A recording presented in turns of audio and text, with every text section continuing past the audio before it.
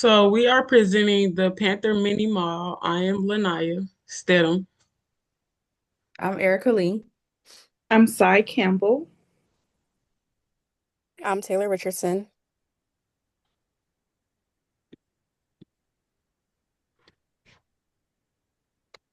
Okay, and on this slide, we're going to be explaining the primary research focus for our Panther Mini Mall at PBAMU.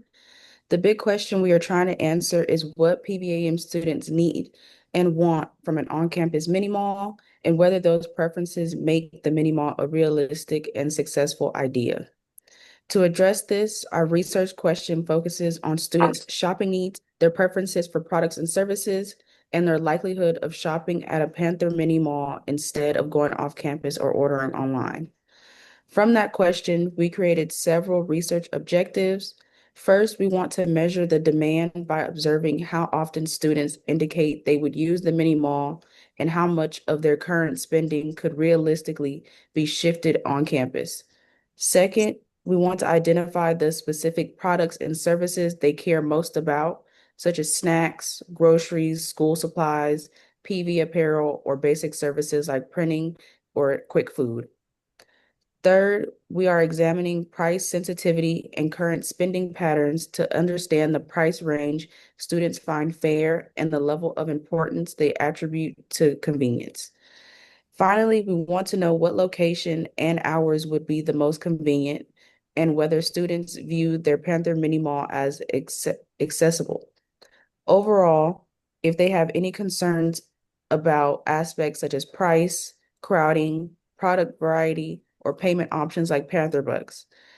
Together, this research question and these objectives will give us data to judge if the Panther Mini Mall is feasible and is fit to design PVAMU students' needs. So now I will be discussing the data collection method, the sampling plan, as well as the questionnaire itself. So starting with the data collection, we went with a Google Form survey because it is the easiest and most familiar option for PVAMU students. It works well on mobile, so students can fill it out quickly during their day. And it also organized all the responses for us automatically, which is very beneficial. We're sharing the survey through multiple platforms via email, Canvas, Instagram, and GroupMe, just to make sure that we're reaching different groups of students and not just one pocket of campus. The survey has about 15 questions, takes about 5 to 8 minutes to complete. We use different question types like multiple choice, rating scales, rankings, and a few open ended items to get both quick data and more detailed feedback. And the next slide. Okay, perfect. For the sampling plan, we use stratified random sampling to include all current enrolled students, both undergrad and grad, since their shopping habits can differ.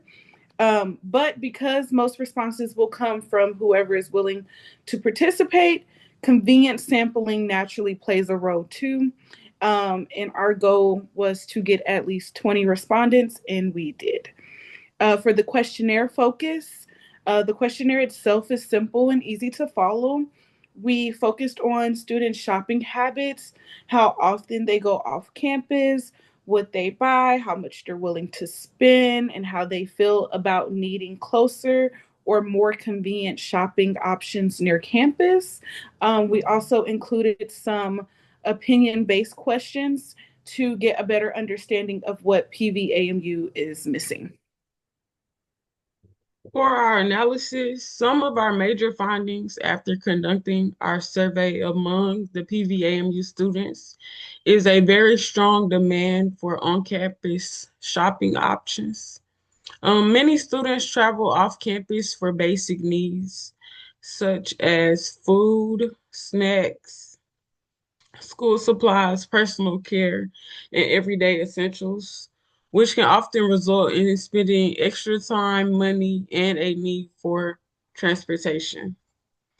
Our data shows the needs for that I just listed. These are all needs used daily and frequently, which can run out often, which means the Panther Mini Mall will likely see a steady high volume demand if it focuses on these categories. Another takeaway from our survey would be our purchasing habits. Um, the survey has a positive outlook. Many students will use the mini mall regularly, especially if prices are affordable. This suggests that the mini mall is not only desired but likely to work in the long run financially based on the strong interest provided in the survey. And lastly, our studies show that the Panther Mini Mall can be a clear opportunity to improve on-campus student conveniences. With the current limitations with off-campus retail, many with on-campus retail, many rely on off-campus shopping. By reducing needs for these trips, the Panther Mini Mall could save time and money while enhancing the on-campus experience. And for my pie, this is a pie chart that I took off of our survey that we conducted. And the data here clearly demonstrates how frequently our students will need to use the Panther Mini Mall. We have a 61.9% of students who will use the Panther Mini Mall frequently, and that is half of our 21 respondents.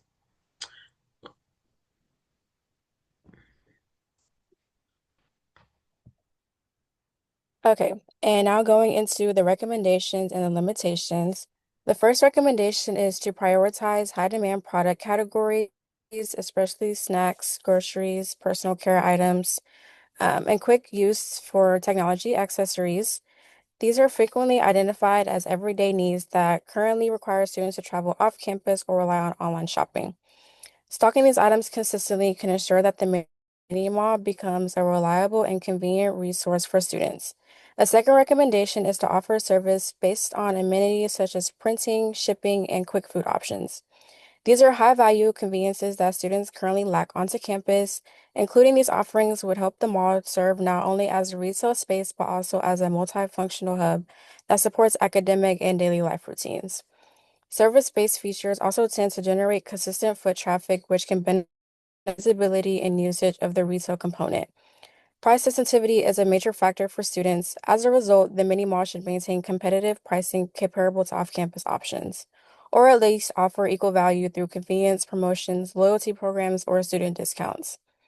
Even if some items are priced slightly higher due to on-campus overhead cost, adding incentives such as Panther deals, bundle pricing, or Panther Bucks compatibly can increase perceived value and reduce resistance to purchasing.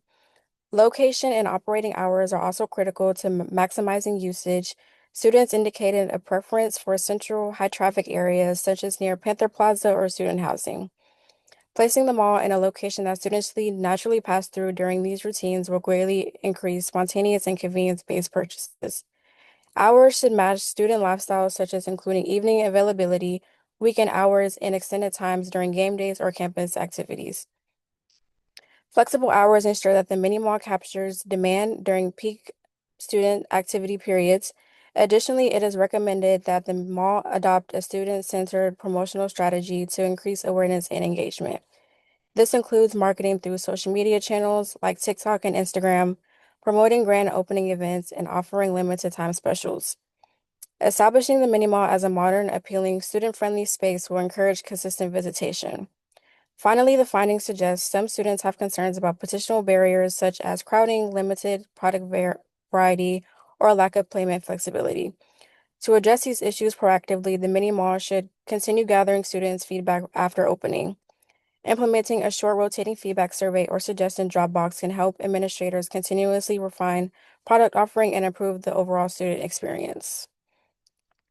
As for limitations, one limitation can be determined in the sampling method. Many responses came from students who were easiest to reach through digital platforms or volunteer volunteer participation, meeting certain groups such as students who are less active online, commuters, or those with non-traditional schedules may be underrepresented. As a result, the findings may be biased towards the preferences of students who are more engaged in campus communication channels. Additionally, the research is limited by the breadth of survey questions. Although the survey included multiple choice, the Likert scale, or open text questions, some aspects of student behavior, such as defined financial constraints, deeper motivations behind shopping habits, or specific barriers related to transportation, may not have been fully captured. More in-depth focus groups can provide richer context to complement the survey data. Another limitation is the timing of the data collection. Student shopping habits can vary throughout the academic year depending on factors such as campus events, exam periods, weather, or financial aid disbursements. If the survey was conducted during a long period of unusual high or low demand, the results may not have reflect typical behavior. And long data gathered across multiple events will produce a more accurate picture of consistent student needs.